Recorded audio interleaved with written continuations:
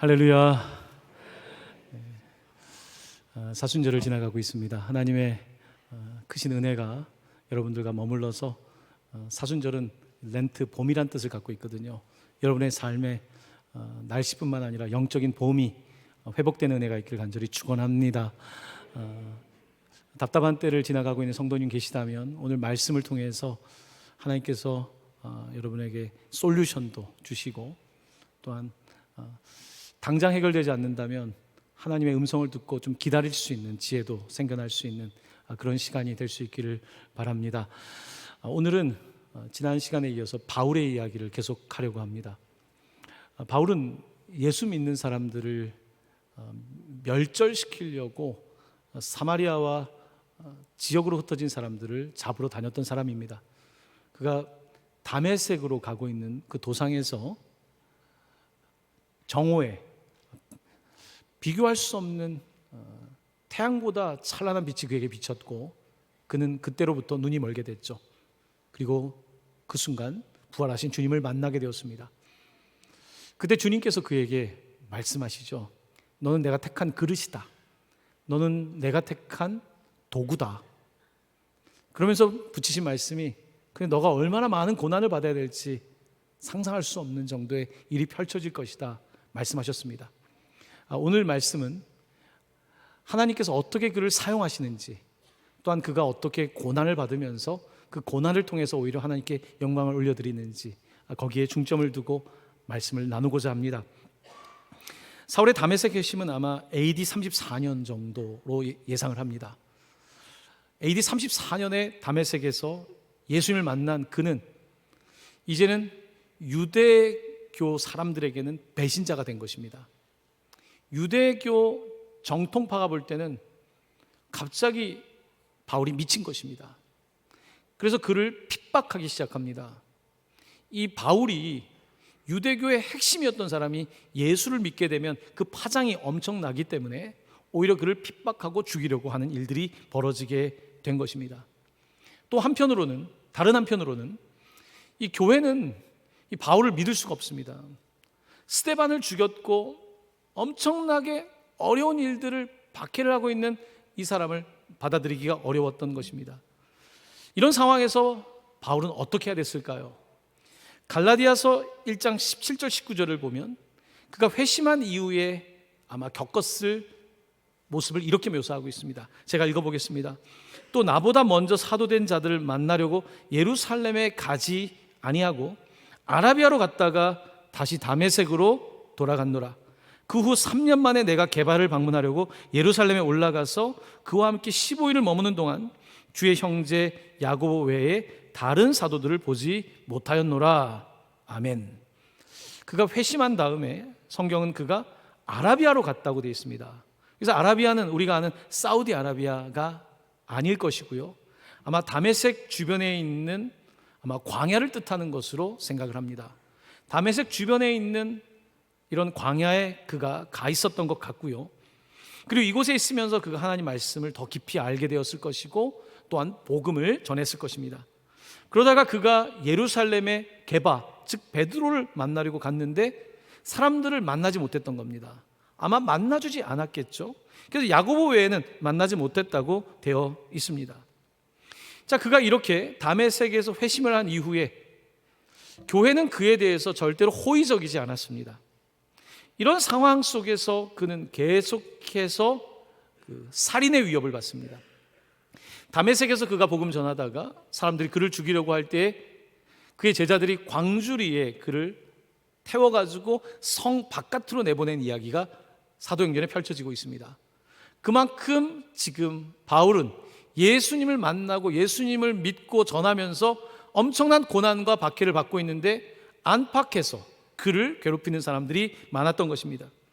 자, 이런 상황들을 겪으면서 그를 누군가는 그래도 인사이더로 교회 안으로 끌어당겨줘야 되는데 누구도 그 역할을 하려고 하지 않는 겁니다. 여전히 경계를 세우고 저 사람 믿을 수 있을까? 이런 상황에서 한 사람이 등장하게 됩니다. 그가 이 바울을 이제 사도들에게 연결시켜주는 아주 중요한 역할을 하는데요. 9장 26에서 27절 말씀입니다. 제가 이 말씀을 읽어보겠습니다. 사울이 예루살렘에 가서 제자들을 사귀고자 하나 다 두려워하여 그가 제자됨을 믿지 아니하니 바나바라는 사람이 등장합니다. 바나바가 데리고 사도들에게 가서 그가 길에서 어떻게 주를 보았는지와 주께서 그에게 말씀하신 일과 다메섹에서 그가 어떻게 예수의 이름으로 담대히 말하였는지를 전하니라. 아멘. 그러니까 바나바가 등장합니다. 사람들이 경계를 세울 때 바나바는 이 사울이라고 하는 사람의 회심은 진짜입니다. 하나님께서 그를 사용하려고 하는 거니까 교회에 계신 리더인 사도들에게 이제 좀 마음을 내려놓고 그를 수용해 달라고 부탁을 했던 것입니다.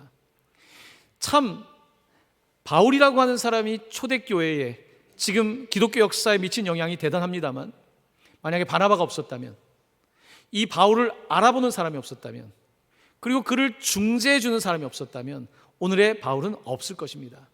하나님께서는 이 바나바를 통해서 그를 착한 사람이라고 부르죠. 성경은 그를 착한 사람이라고 그러는데요, 이 착한 사람이 참 쓸모가 있는 것입니다.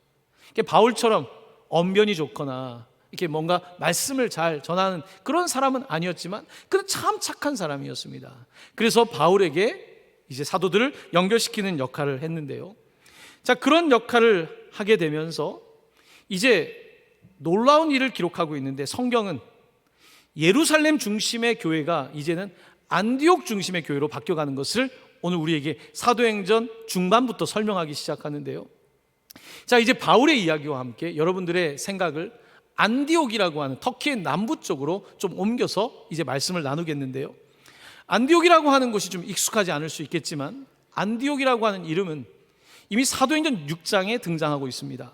사도행전 6장을 제가 잠깐 5절 6절 말씀을 읽어보겠습니다. 7 집사를 택하는 장면입니다. 온 무리가 이 말을 기뻐하며 믿음과 성령이 충만한 사람 스데반과 또 빌립과 브로고로와 니가노르와 디몬과 바메나와, 그 다음 말씀 같이 읽어보겠습니다.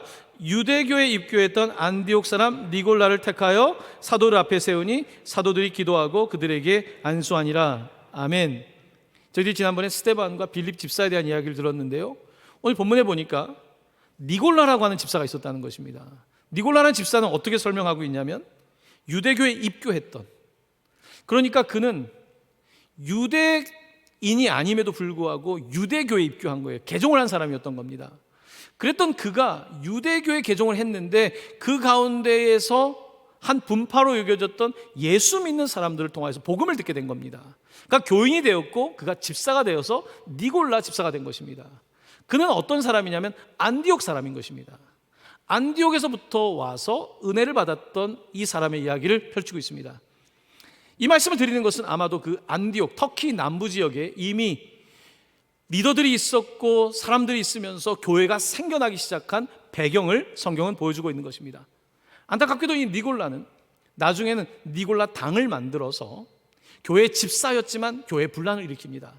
요한계시록에 보면 니골라 당을 만들어서 그가 교회를 어지럽혔던 것이 기록되어 있습니다. 그는 이단 사상에 빠지게 된 겁니다. 요즘 이단 사이비 때문에 어려운데요, 이단 사이비가 처음부터 이단 사이비가 아닙니다. 믿는 사람이 바뀌면 이단이 되는 것입니다.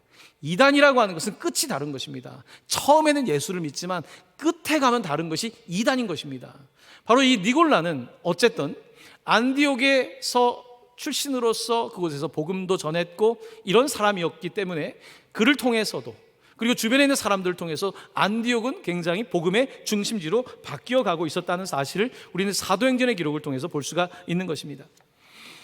자, 이제 사도행전에 이렇게 안디옥이라고 하는 그 이방 선교의 문이 열리기를 시작하는데요, 사도행전 11장으로 넘어가면 그 안디옥이 어떻게 쓰임을 받는지 이런 이야기가 펼쳐져 있습니다. 우리 이 말씀을 같이 읽겠습니다. 시작. 그때 스데반의 일로 일어난 환란으로 말미암아 흩어진 자들이 베니게와 구브로와 안디옥까지 이르러 유대인에게만 말씀을 전하는데, 그 중에 구브로와 구레네 몇 사람이 안디옥에 이르러 헬라인에게도 말하여 주 예수를 전파하니. 아멘. 자, 스데반의 일로 사람들이 흩어졌다는 것입니다. 흩어져서 이제는 어디까지 갔냐면 구브로까지, 지금으로 하면 키프러스, 사이프러스 영어로는 발음을 하죠. 그곳까지, 그리고 그 터키의 남부까지 복음이 펼쳐지게 되었다고 말하고 있는데요, 여러분께 지도를 보여드리겠습니다. 이 지도를 보시면 이제 안디옥의 위치를 볼 수가 있습니다. 지도가 잘 보이시는지 모르겠지만 가장 남쪽에 가장 하단에는 예루살렘이 있고요. 그 위로 올라가면 가이사랴가 있고 그쪽에 조금 더 올라가면 다메섹이 있습니다. 자, 이 다메섹에서 쭉 올라가면 지금 이제 안디옥이 있고요. 이제 표시된 거는 바울의 1차 전도 여행을 표시하고 있는 것인데 바로 안디옥은 터키 남부에 있습니다. 원래는 시리아 땅이었지만 1차 세계대전을 지나면서 터키 땅으로, 튀르키예 땅으로 편입이 된 곳입니다. 이곳은 요즘 알려진 것은 이 터키 지진 때문에, 시리아 지진 때문에 알려져 있습니다. 안타키아라고 하는 이름으로 지금은 안디옥이 불려지고 있는데요. 지금은 대부분이 이슬람인 사람들이겠죠. 바로 이곳에 이렇게 지진이 이제 여진이 있었던 여진의 진원지로부터 한 14km 정도 떨어져 있는 남쪽에 있는 이 안디옥 지방도 이렇게 피해를 많이 입게 된 겁니다. 그 다음 사진을 보면 이제 14기 세기에 세워진 교회도 지금 무너져서 이런 상태로 있는 것입니다. 바로 그 안디옥, 원래 이 지역은 지진이 워낙 많은 곳입니다. 역사가들에 의하면 지진이 수도 없이 일어났습니다. 그럼에도 불구하고 안디옥은 계속해서 교회로서 이렇게 성장하고 있었는데 이제 이슬람에 의해서 이 지역은 이제 다 넘어가게 된 것이죠. 어쨌든 다시 지도로 가게 되면요, 그 안디옥이라고 하는 곳에서 이제 복음이 전파되는데 놀랍게도 스데반이 예루살렘에서 죽고 나서 복음이 전파되기 시작하면서 심지어 사마리아로 갔다가 이제 남쪽으로 가는 에티오피아 사람을 만나서 남쪽에도 전도가 되고, 특별히 사도행전은 이 북방 전도에 대한 이야기를 하고 있습니다.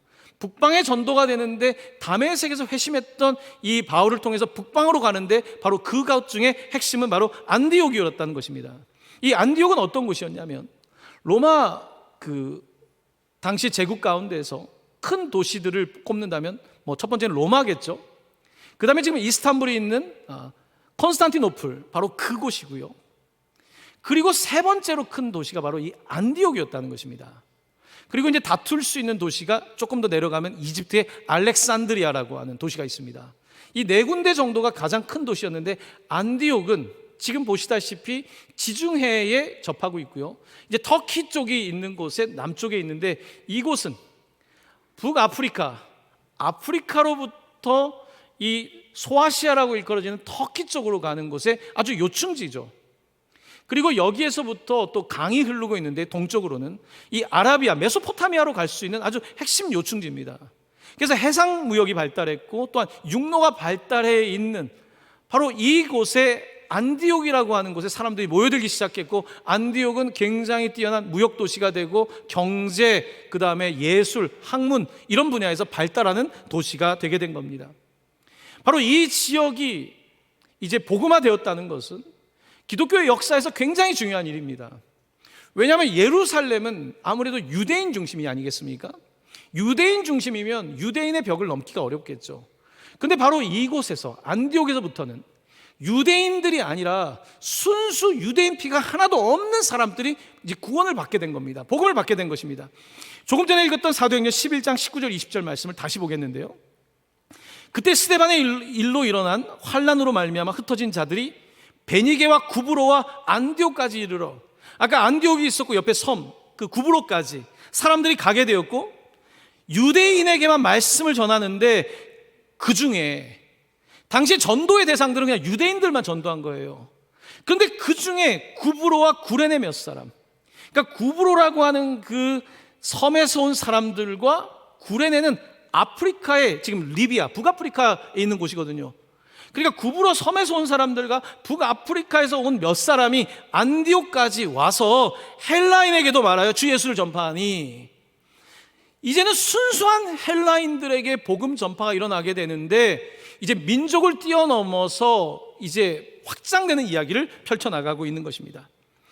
이렇게 안디옥을 중심으로 한 그 구브로 섬과 주변에 복음이 전파되기 시작하자 예루살렘에서는 놀라게 되는 겁니다. 왜냐하면 하나님의 말씀대로 이제 이방 선교의 문이 열리게 되는 걸 보면서, 와, 진짜로 이 일이 일어나네? 그냥 우리끼리 믿는 줄 알았는데 점점 믿지 않는 사람들이 늘어나니까 예루살렘 소심이 그 리포트를 듣고 나서 어떻게 하냐면 11장 22절입니다. 같이 이 말씀을 봉독합니다. 예루살렘 교회가 이 사람들의 소문을 듣고 바나바를 안디옥까지 보내니, 아멘. 이 사람들의 이야기를 듣고 안디옥까지 보내는 거예요. 바나바를요. 이 바나바는 착한 사람이라 그랬죠. 그래서 이 사울이라고 하는 청년을 사도들에게 소개시키는 역할도 했고, 또한 교회 입장에서는 이 이방 사역을 해야 되는데 이 사역을 할 수 있는 적합자를 바나바로 본 것입니다. 그래서 바나바를 그곳까지 보내게 되었는데, 자 11장 24절에 이렇게 말합니다. 이것도 같이 읽습니다.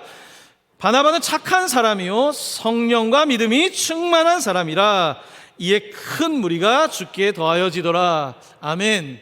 착한 사람이어서만은 안 되겠죠. 성령과 믿음이 충만한 사람이었기 때문에 그가 안디옥에 가자 더 많은 사람들이 이제 구원을 받게 된 것입니다. 누구를 보내는지가 굉장히 중요한 것이죠. 바로 예루살렘 교회는 가장 믿을 만한 바나바를 보냈던 것입니다. 자, 바나바가 이제 안디옥에 도착해서 이 이방 사역의 중심인 안디옥 교회를 돌보는데, 그때 성령께서 바나바에게 주신 말씀이 있었습니다. 성도들을 보니까 막 교회는 성장하고 하는데 부족했던 게 있었어요. 뭐가 부족했을까요? 자, 그 다음 본문을 보면 안디옥에 부족했던 것이 등장하고 있습니다. 11장 26절 말씀을 같이 봉독합니다. 바나바가 사울을 찾으러 다소에 가서 만남에 안디옥에 데리고 와서 둘이 교회에 1년간 모여 있어 큰 무리를 가르쳤고 제자들이 안디옥에서 비로소 그리스도인이라 일컬음을 받게 되었더라. 아멘. 자, 이제 바나바가 안디옥까지 가서 그 다음에 어디로 가냐면 다소로 가게 됩니다. 다소는 바울의 고향입니다. 그곳에 있던 바울을 찾아내서 바울을 데리고 안디옥으로 데리고 옵니다. 그 다음에 어떻게 하냐면 둘이, 바나바와 바울이 교회에 1년 동안 1년간 모여 있어 큰 무리를 가르쳤다고 되어 있습니다. 바나바가 볼 때에 안디옥 교회에 부족했던 것은 하나님의 말씀의 가르침이었습니다. 교회는 사람들은 모이는데 말씀이 약한 겁니다. 양육이 안 돼 있는 거예요. 그러니까 자꾸 자기의 생각으로 하는 것이고 사람들에게 인정받으려고 하는 것이고, 이러는 과정에서 문제들을 본 겁니다. 아, 이곳도 말씀이 먼저 세워져야 되겠구나. 올해 우리 교회 표어가 뭡니까? 가교떼기 힘입니다. 사도의 가르침을 받아 가르침을 받는 것입니다. 가르침을 받는 것이 먼저예요. 그 다음에 교제가 일어나서 서로 교제하는 거예요. 이게 순서가 바뀌면 안 됩니다. 그 다음에 어떡합니까? 떡을 떼지 않습니까? 남에게 나눠주는 거 아닙니까? 전도 선교문이 열리는 거죠. 오로지 기도에 힘쓰고, 바로 이것이 초대교회의 모습인데 이 원리는 모든 교회에 적용되는 것이겠죠. 안디옥 교회는 안타깝게도 성장은 하고 있었지만 말씀이 약했고, 바나바는 말씀을 가장 잘 가르칠 수 있는 사람을 찾았는데 그가 바로 하나님이 선택한 나의 택한 그릇 바울이었던 것입니다. 바울은 구약에 정통한 사람입니다. 당시는 구약 성경밖에 없었죠. 성경에 정통한 사람, 성경을 통째로 외웠다고 해도 과언이 아닐 정도의 성경 박사 중에 박사, 그리고 바리새인 중에 바리새인, 바로 이 바울을 데려다가 이제 말씀을 가르치는 것입니다. 그는 예수님 만난 이후에 예수님과 성령님의 조명하에 구약 성경을 읽게 됩니다. 그들에게 가르치는 거죠. 구약에서부터 예언되었던 예수님, 그리고 그가 어떻게 죽으실지, 그가 우리에게 어떤 의미를 갖는지, 이것들을 1년 동안 가르친 것입니다. 1년 동안에 그들이 양육을 받게 되니까 이제는 성장을 하는 것입니다. 우리가 교회를 다니면서 오래 다녀도 성장하지 않는 이유는 단 하나입니다. 말씀이 부족하기 때문입니다. 말씀이 없으면 금방 될 것 같지만요, 그렇지 않습니다. 뿌리가 깊지 않은 것입니다. 금방 해가 돋으면 금방 그 옥토에 뿌려지지 못한 이 가시밭이나 아니면 길가에 버려진 씨앗처럼 이게 열매를 맺지 못하는 것입니다. 이 말씀을 심어주기 시작하자 이제 안디옥 교회가 더 든든하게 세워지는데 1년 동안 굉장히 핵심적인 말씀 교육을 했고요. 그 다음에 어떻게 되어 있냐면 아까 26절 후반부에 보면 제자들이, 거기에 있던 예수님의 제자들이 안디옥에서 비로소 그리스도인이라 일컬음을 받게 되었더라. 아멘. 안디옥에서 처음으로 사람들이 우리가 그리스도인이라고 부른 것이 아니라 주변에 있는 사람들이 그들을 그리스도인이다, 크리스찬이라고 부르기 시작했다는 것입니다. 이건 놀라운 사건입니다. 예루살렘에서 시작된 복음이 안디옥에 뿌리를 내렸고 사람들이 그들을 보면서 그냥 숨어서 말씀 공부하는 게 아닙니다. 그 사람들이 달랐던 거예요. 저 사람들이 바로 그리스도인이다. 그들이 살아가는 모습을 보면서 주변 사람들이 야, 저게 교회지, 저게 그리스도인이지, 이런 칭찬을 받게 된 것입니다. 이 그리스도인이라고 하는 이 원어의 단어는 본문에 이렇게 되어 있습니다. 크리스티아노스라고 되어 있습니다. 크리스티아노스라고 하는 뜻은 그리스도를 따르는 자, followers of Christ, 그리스도를 따르는 자라는 뜻을 갖고 있습니다. 바로 그들은 그리스도를 따르는 자, 크리스티아노스라고 하는 이름을 얻게 되었다는 것입니다. 바로 안디옥에서. 성경은 이렇게 하나님의 복음이 예루살렘에서 시작되어서 사마리아와 이제는 안디옥과 구브로와 이제 터키, 소아시아 쪽으로 복음이 전파되고 있는 것을 설명하고 있는데요, 이 그리스도인이라고 하는 크리스티아노스라고 하는 단어가 사도행전 마지막에는 이렇게 등장합니다. 사도행전 26장에 바울이 아그리빠 왕 앞에 섰을 때, 아그리빠 왕이 바울을 신문할 때 이런 말을 합니다. 같이 이 말씀을 읽습니다. 아그리빠가 바울에게 이르되 내가 적은 말로 나를 권하여 그리스도인이 되게 하려 하는도다. 아멘. 바울이 아그리빠 왕 앞에 섰는데 아그리빠랑 이제 무슨 죄를 졌는지 찾으려니까 그가 이제 여러 가지 잘못하지 않았습니까? 법적으로 봤을 때는. 그러다 보니까 바울이 자기에 대해서 변론을 하는데, 그 변론을 듣고 나서 아그리빠가 바울 선생, 내가 적은 말로 나를 권하여 그리스도인이 되게 하네. 아니, 법정에서 전도하고 있네, 이 얘기입니다. 이렇게 이야기를 하는데 놀랍게도요, 그 아그리빠 왕도 그리스도인이라는, 크리스티아노스라고 하는 단어를 알고 있었던 겁니다. 그 정도로 복음이 퍼진 거예요. 그 정도로 당시에 기독교는 이제 유대교에서 벗어나서 유대교를 넘어서 이방인들에게, 높은 사람들에게까지 크리스티아노스라고 하는 이름을 전파하게 되었다는 것입니다. 이것은 기적입니다.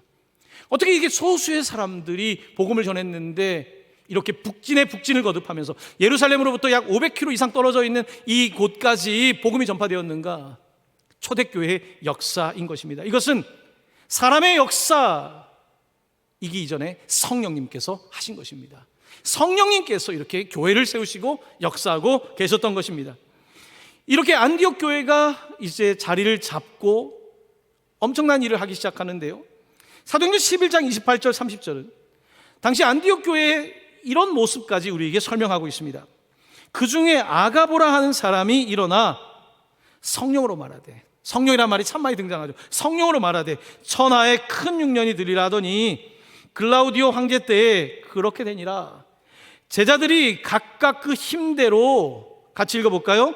유대에 사는 형제들에게 부조를 보내기로 작정하고 이를 실행하여 바나바와 사울의 손으로 장로들에게 보내니라. 아멘. 이제는 안디옥 교회가 더 재정적으로나 숫자적으로나 커진 거예요. 예루살렘 교회는 계속 전도금지법에다가 믿는 사람을 잡아 죽이고 하니까 더 위축되기 시작했겠죠. 경제적으로 더욱더 어려웠겠죠. 활동의 운신폭도 작으니까요. 하지만 반면에 안디옥은 상업도시였고 여러 가지 문화가 발달했던 도시였고, 거기다가 그리스도인들, 크리스티아노스가 늘어났기 때문에 그들이 헌금을 거두어 가지고 예루살렘 교회를 부조했다는 것입니다. 이런 일들이 있을 정도로 안디옥 교회는 성장을 하게 된 겁니다. 우리 교회도 사실은 47년 전에 산성교회에서 분립된 교회 아닙니까? 부천의 심곡동에 있는 산성교회에서 소수의 성도님들이 새벽 기도가 너무 가기가 멀어서 차를 타고 갈 수가 없어서 이제 여기에서 천막을 치고 시작한 교회가 오늘 세상의 빛 동강교회가 된 것입니다. 놀랍게도요, 마더처치가 있지 않습니까? 모교회가 있는 거예요. 근데 이 마더처치, 모교회가 이제 분립이 돼가지고 일부 성도가 나왔는데 더 놀랍게 발전하고 있는 거죠. 이런 일들이 교회 역사입니다. 그러니까 예루살렘 교회를 통해서 하나님께서는 에디오피아에도 교회를 세우시고 안디옥에도 교회를 세우시는데 이 교회가 더 놀라운 일들을 하게 된 것입니다. 여러분, 교회가 가져야 될 정신은 여기에 있습니다. 우리 교회가 성장하는 것도 중요하지만요, 우리 교회가 마더처치가 되고 그러면서 또 다른 자녀를 낳고 선교지에서 선교 사역을 하는 이런 교회가 되어야 되는 것이고, 바로 안디옥 교회는 그 모델을 우리에게 정확하게 보여주고 있는 것입니다. 이 안디옥 교회는 이렇게 계속해서 성장하고 있었는데, 성경은 꼼꼼하게도 안디옥 교회가 성장할 수 있었던, 어쩌면 그냥 읽으면 알 수 없는 어떤 저변에 있는 이유를 말씀하고 있습니다. 13장 1절, 오늘 읽었던 본문 말씀인데요, 우리 이 말씀을 같이 읽도록 하겠습니다. 시작. 안디옥 교회에 선지자들과 교사들이 있으니 곧 바나바와 니게르라는 시므온과 구레네 사람 루기오와 분봉왕 헤롯의 젖동생 마나엔과 및 사울이라. 아멘. 자, 오늘 읽은 말씀 보면 안디옥 교회에 누가 있었습니까? 선지자들과 교사들이 있었다는 것입니다. 선지자와 교사들, 가교떼기임에서 가르침을 할 수 있는 사람이 있었다는 거예요. 건전한 가르침을 할 수 있는 사람, 성령 충만해서 하나님의 말씀을 전할 수 있는 안디옥 교회의 선지자들과 교사들이 있었다는 것입니다. 그러니까 사람이 많은 것만이 중요한 게 아니라 그곳에 정말로 하나님의 말씀을 가르치는 사람이 있는가, 하나님의 말씀으로 예언할 수 있는 선지자가 있는가, 안디옥 교회의 선지자와 교사들이 있었다는 것입니다. 누굴까요? 곧 바나바가 있었다는 것입니다. 바나바 같은 착하고 성령 충만한 사람이 있었고, 그 다음에 니게르라 하는 시몬이 있었다는 것입니다. 니게르라 한다. 이 니게르라는 단어는요, 우리가 잘 아는 니그로라는 단어와 같은 단어입니다. 니그로. 우리 니그로 뭡니까? 흑인들을 부를 때 우리가 니그로라 부르지 않습니까? 바로 니게르, 흑인이었던 시몬이 있었다는 것입니다. 구레네 사람 루기오. 구레네는 북아프리카입니다. 북아프리카에 구레네 시몬이 있었던 바로 그 구레네 시몬을 통해서 전도가 되었는지는 모르겠지만 그 구레네 사람 루기오도 또 아프리카 사람이죠. 분봉왕 헤롯의 젖동생 마나엔. 로마의 지역을 다스릴 수 있도록 분봉왕을 세웠는데 그 왕 누굽니까? 바로 헤롯의 젖동생 마나엔이라고 하는 사람도 있었다는 것입니다. 그러니까 복음이 이제 흑인에게도 들어가고 북아프리카에 들어가고 심지어 신분이 높은 헤롯의 젖동생까지도 이제 교사가 됐다는 것입니다. 놀라운 일입니다. 그리고 마지막으로 사울 아닙니까? 밋 사울이라. 사울은 누구입니까? 사울은 예수 믿는 사람을 죽였던 바로 그 사람입니다. 바로 그 사울까지도 이제 교사가 된 것입니다. 선지자가 된 것입니다. 바로 이것이 안디옥 교회가 갖고 있었던 독특한 점이었습니다. 오늘 이 말씀이 시사하는 바는 큽니다. 이 교회 공동체는 도시 가운데 있었습니다. 도시는 사람들이 모이는 곳입니다. 민족과 인종을 뛰어넘어서 다양한 상업적인 사람들이 모이고 예술가들이 모이고 학자들이 모이고 바로 이곳에서 다양한 사람들이 이 교회를 구성하고 있었다는 것입니다. 그리고 제가 이제 긴 시간은 아니지만 미국에서 10여 년 동안 공부하고 목회를 하면서 미국의 가장 큰 그 강점은 뭘까 하는 생각을 많이 해봤습니다. 이렇게 미국이 저렇게 잘 살까? 우리는 이제 신앙생활하는 분들은 기독교 국가니까 하나님 말씀으로 세워졌으니까 맞습니다. 맞아요. 첫 번째 이유가 되겠죠. 근데 미국이 갖고 있는 강점은요, 다양성에 있습니다. 다양한 거예요. 이민자들을 받아들이는 거예요. 그래서 다양한 사람들이 와서 실력을 펼치는 거예요.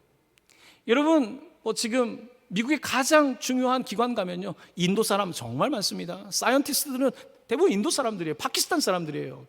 여러분, 여기서 파키스탄 사람 구경도 못 하시죠? 그 사람들 많습니다. 중국 사람들 많아요.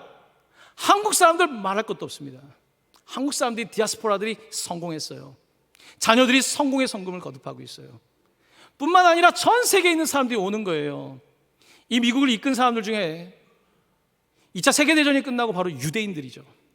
유대인들이 들어와서 뉴욕을 중심으로 해서 그쪽 지역을 점령하지 않습니까? 월스트리트를 점령하지 않습니까? 이 수많은 사람들이 들어와서 이 다양성을 갖고 있는 거예요. 다양성이라는 건 뭡니까? 그 사람이 그 사람대로 발전할 수 있게 해주는 거예요. 저 사람은 저 사람대로 발전할 수 있도록 해주는 게 다양성이거든요. 획일적인 사회는 뭡니까? 다양성을 인정하지 않는 것입니다. 똑같은 시험을 보고 똑같은 방식으로 사람을 평가하는 이 구조를 가지고는요, 성공적인 나라를 이끌 수는 없는 겁니다.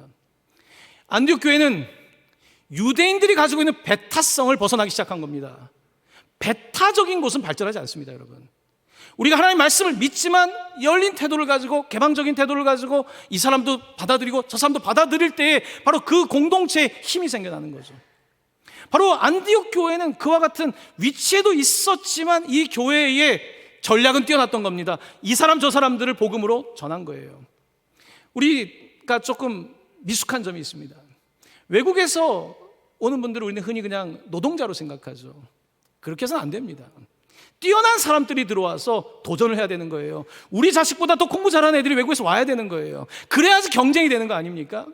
여러분, 그런 방식이 결국은 국가를 발전시키는 것이죠. 교회도 마찬가지입니다. 우리 유대인만이 아닙니다. 헬라인들 가운데 예수를 믿는 사람들이 교사가 되는 것입니다. 니그로라고 불려지는 사람도요, 그리고 구레네에서 온 사람도, 심지어 사울도 이 교회의 중심에 들어올 수 있는 것입니다. 가장 안타깝게 무너진 교회는요, 배타성, 끼리끼리. 우리가 다 장악하고 있으면 절대 되지 않습니다. 새 가족들이 들어와서 기쁨으로 섬길 수 있게 해야 되고요, 청년들이 들어올 수 있어야 되고요, 다민족이 들어올 수 있어야 되고요. 우리 교회는 지금 북한에서 오신 분들이 많이 계십니다. 이분들이 들어올 수 있도록 문을 열어줘야 되는 것입니다. 최근에는요, 중국 동포들도 등록하는 분들이 꽤 있습니다. 문을 열어야 되는 거예요. 그들에게 복음을 전해야 되는 거예요. 그들이 이곳에서 말씀을 배우고 그들이 정말 주의 종이 될 수 있도록. 바로 이것이 안디옥 교회의 특징이었습니다. 그런 안디옥 교회였기 때문에 놀라운 일을 감당할 수 있었던 것입니다. 그렇습니다. 오늘 우리 교회는, 또한 우리나라는 여러 가지 도전 앞에 있습니다. 이제 걱정을 하죠. 다양성이 있으면 갈등이 있으니까요. 사람이 다양해지다 보면 갈등이 있거든요. 그러면 그걸 어떻게 풀 것인가? 사람은 안 돼요. 사람은 다양한 사람이 모이면 싸우게 돼 있습니다. 성령이 함께하는 교회는 다양성 속에서도 일치를 이루는 줄로 믿습니다.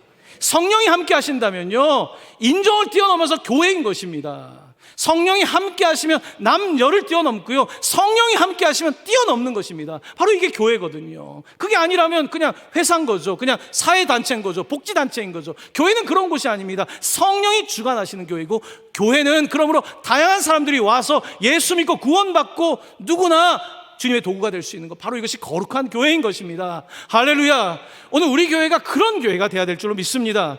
안디옥 교회를 따라가야 되는 것입니다. 안디옥 교회는요, 복음에 붙잡혔던 교회입니다. 특별히 선교적인 이제 마음을 가지고 나가는 교회였는데요, 우리 마태복음 28장 18절에 20절 이 말씀, 우리 잘 아는 예수님의 마지막 명령이죠. 이 말씀을 정말 품는 교회가 복을 받는 건데, 이 말씀 같이 읽겠습니다. 예수께서 나와 말씀하 이르시되 하늘과 땅의 모든 권세를 내게 주셨으니 그러므로 너희는 가서 모든 민족을 제자로 삼아 아버지와 아들과 성령의 이름으로 세례를 베풀고 내가 너희에게 분부한 모든 것을 가르쳐 지키게 하라. 볼지어다 내가 세상 끝날까지 너희와 항상 함께 있으리라 하시니라. 아멘. 아멘. 세례를 베풀고 모든 분부한 것을 가르치라고 하지 않습니까? 가르치라는 것입니다. 세례를 베풀어서 성도를 만들고 가르쳐서 양육을 하고 이들이 또한 파송받는 선교사가 되는 이 계속해서 순환적 구조를 통해서 교회가 성장하는 것 아니겠습니까? 바로 안디옥 교회는 이 말씀을 붙잡았던 교회였습니다. 오늘 읽었던 13장 2절 말씀입니다. 이제 안디옥 교회는 아주 중요한 결정 하나를 하는데요, 이 말씀을 같이 읽습니다. 주를 섬겨 금식할 때에 성령이 이르시되 내가 불러 시키는 일을 위하여 바나바와 사울을 따로 세우라 하시니 이에 금식하며 기도하고 두 사람에게 안수하여 보내니라. 아멘. 아멘. 여러분, 이 말씀을 보십시오.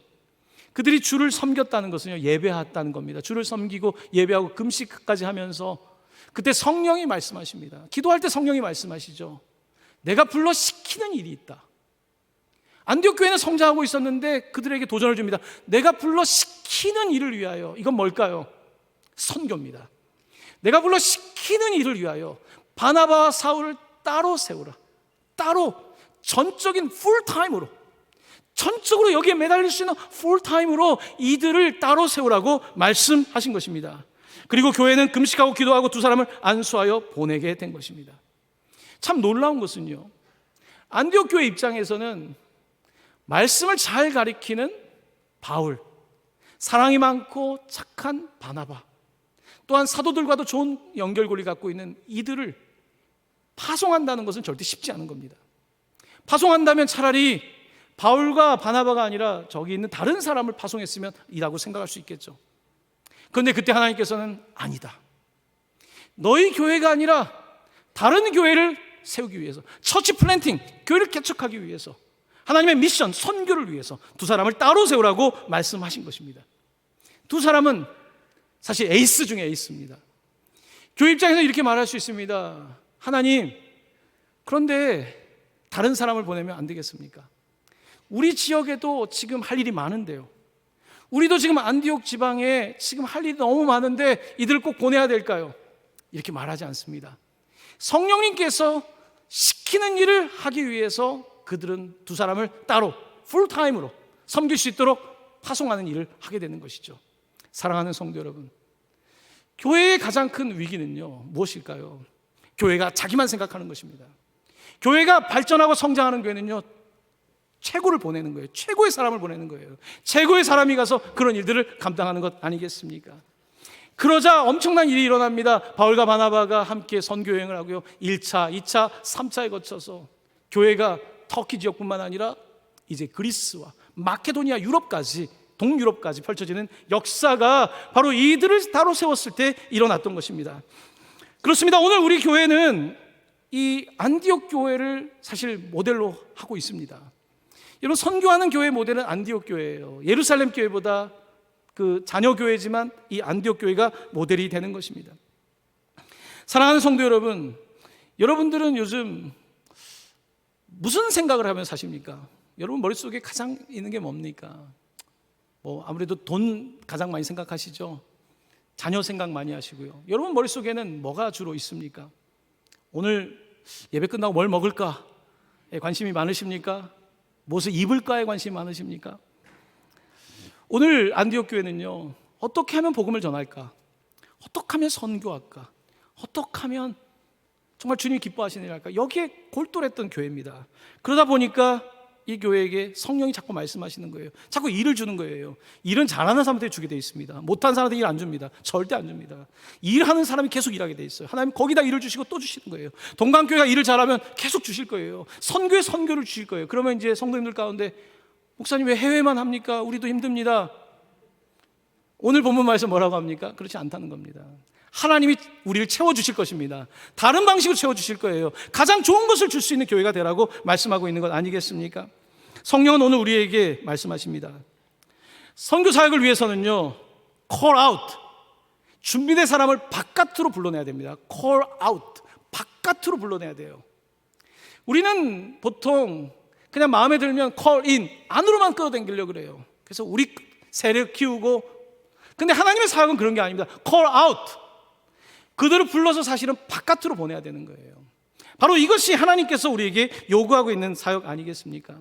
오늘 우리 교회 안에서, 공동체 안에서요, 물론 우리도 잘해야 되지만요, 계속해서 하나님, 우리가 어떻게 선교해야 됩니까? 일본 선교, 이제 일본 선교센터를 이제 세워나가는 일을 지금 벌써 하고 있습니다만, 하나님 어떻게 일본, 한일 관계 이게 정치적으로 풀리겠습니까? 어떻게 우리 신앙인들이 이 문제를 풀어갈까요? 하나님, 북한 문제 어떻게 하겠습니까? 하지만 태국 땅에 같이 가서 그들 한 명이라도 더 만나고 하나님 그런 사역을 할 수 있도록 네팔 학교를 세우고, 앞으로 에티오피아도 하나님이 열어주신다면 계속해서 하나님께서 일하는 교회에게 일을 더 주시는 것 아니겠습니까? 얼마 전에 우리 교회 한 가정이 네팔에 3개월을 다녀왔습니다. 할머니가 가시고 엄마 아빠 그리고 이제 아들까지 4사람이 이제 네팔 선교를 하고 돌아왔는데요.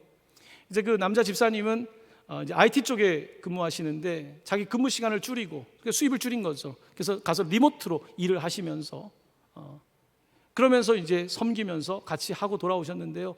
그곳에서 찍었던 것들을 영상으로 편집해서 저에게 보내주셨는데, 네팔에 있는 지금 학교를 다시 한번 볼 수 있으면 최근에 가장 업데이트된 영상입니다. 함께 보시고 나서 말씀을 이어가겠습니다.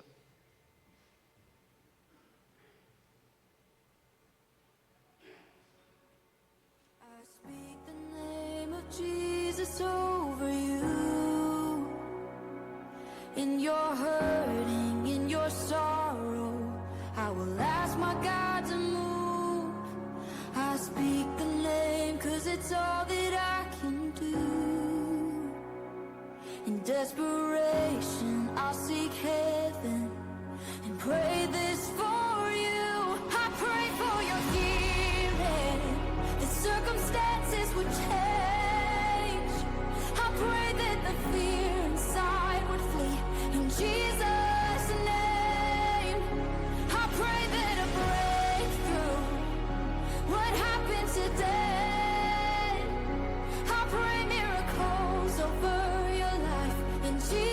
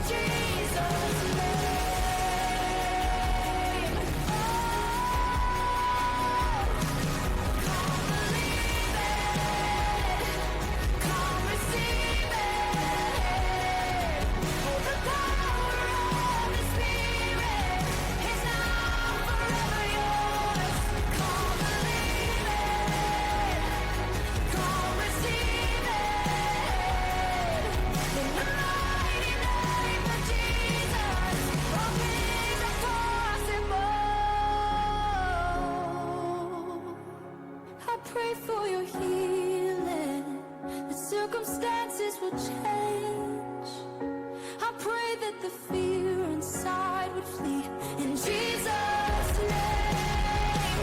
I pray that a breakthrough would happen today. I pray miracles over your life in Jesus' name. I pray for revival, a restoration of faith. I pray that the dead will come alive in Jesus' name. In Jesus' name.